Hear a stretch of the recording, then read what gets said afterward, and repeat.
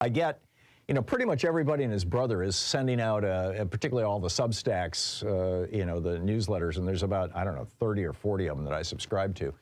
And they're all, or not all of them, many of them are riffing on Martin Luther King Day today. I thought the best one that I got was from a regular caller to this program, Ron Kenyatta, who publishes over at ROHN is how he spells his first name, ronkenyatta.substack.com.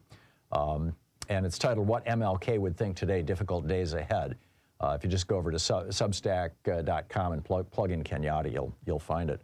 And, some very thoughtful commentary and perspective. And I just wanted to recommend that to you. If you don't already subscribe to Kenyatta's newsletter, it's really worth checking out. And some good thoughts there. Also, just revisiting America, I think it would not be inappropriate to say that America has had essentially two sets of founding fathers, as it were. And I say fathers because they're both men, but or all men, but the ones in 1776, 1787, 1790s, number one, who created this nation, essentially.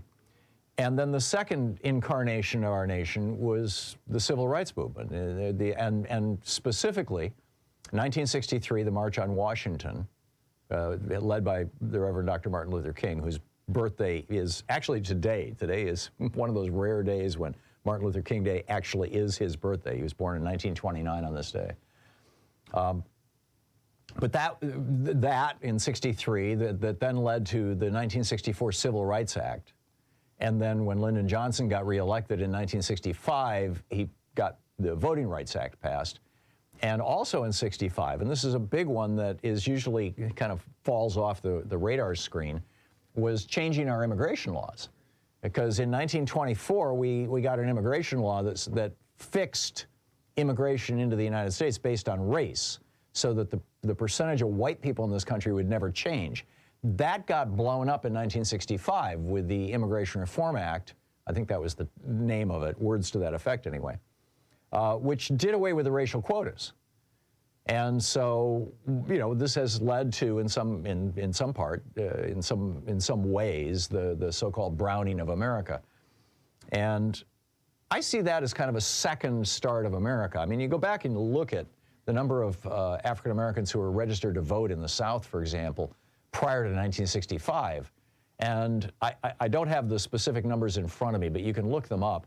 But it was like, this is from my memory, so don't take this as actual numbers, but in this neighborhood, my recollection is that, like in Mississippi, it was around 5 or 6%. In South Carolina, it was around 7%. I mean, just very, under 10% anyway, in much of the South, where black people registered to vote. And of course, now the situation is very different. I think you could add a third, kind of as a codicil, a third group to that, which was women in 1920 who got the right to vote. Or 1919, no, the 19th Amendment in 1920. I always mix those up.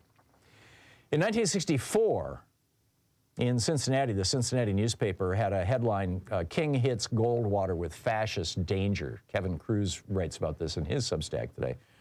This is a quote from a 1964 newspaper.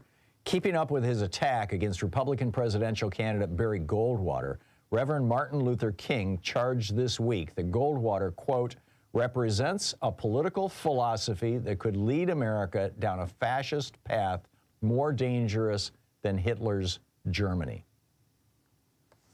That's pretty serious stuff. He said Senator Goldwater stands for a narrow nationalism, and his trigger-happy philosophy could result in the world being plunged into the abyss of atomic desolation.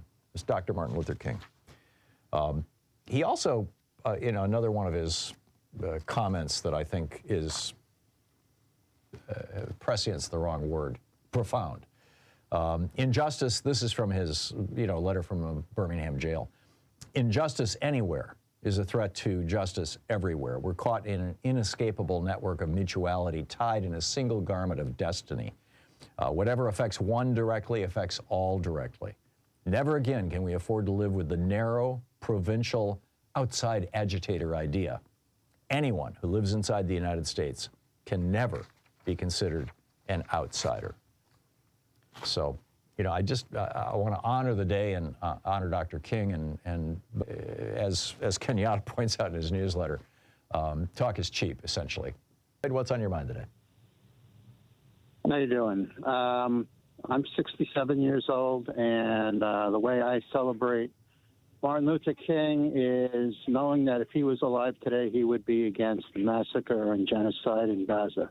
I'm with you. He would be against it hands down, and he would be speaking about it every single day. Yeah, I believe you're absolutely right, and you know, certainly his history with regard to the Vietnam War would indicate that. That's right. Yeah. Kenyatta in Los Angeles. Hey, Kenyatta. Maybe your ears were ringing earlier? They were. Or burning, I guess is the phrase. Anyhow, what's up? Yeah, well, listen, and first of all, I appreciate you mentioning the article. I appreciate that. But I wanted to talk to you actually real quickly about an article that you wrote a few days ago, and it was called The Snowflaking of White Privilege. You know, I was going to bring that up, if I can just jump in real quick, because we only have a minute and a half.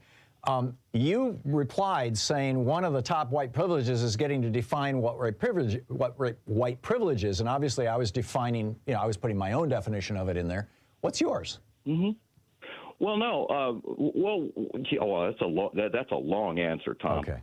But let me just say that part of white privilege is being able to define what white privilege is. Exactly. White privilege is so many things, and people get confused with racism and white privilege.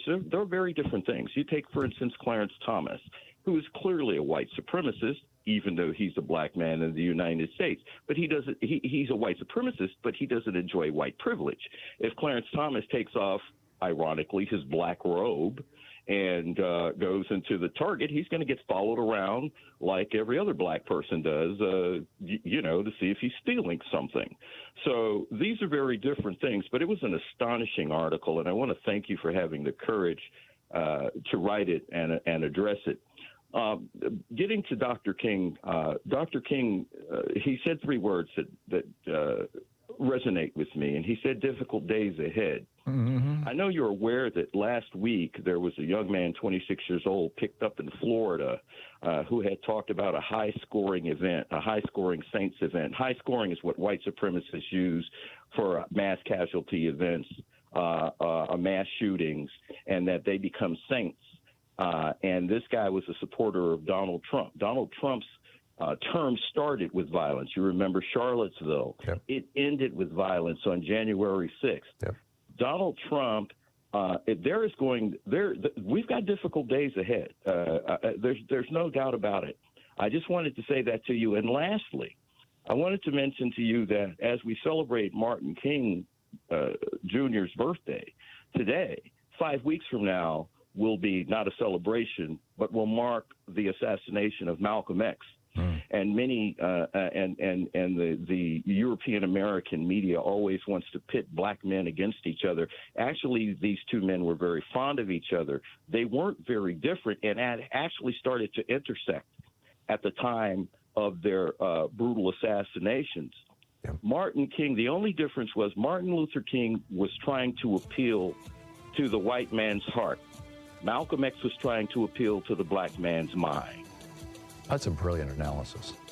I love the way your mind works, and it's one of the reasons I enjoy reading your newsletter over on Substack, Kenyatta. Thank you so much. Thanks for the call. Thank you, man. Yeah, good talking to you.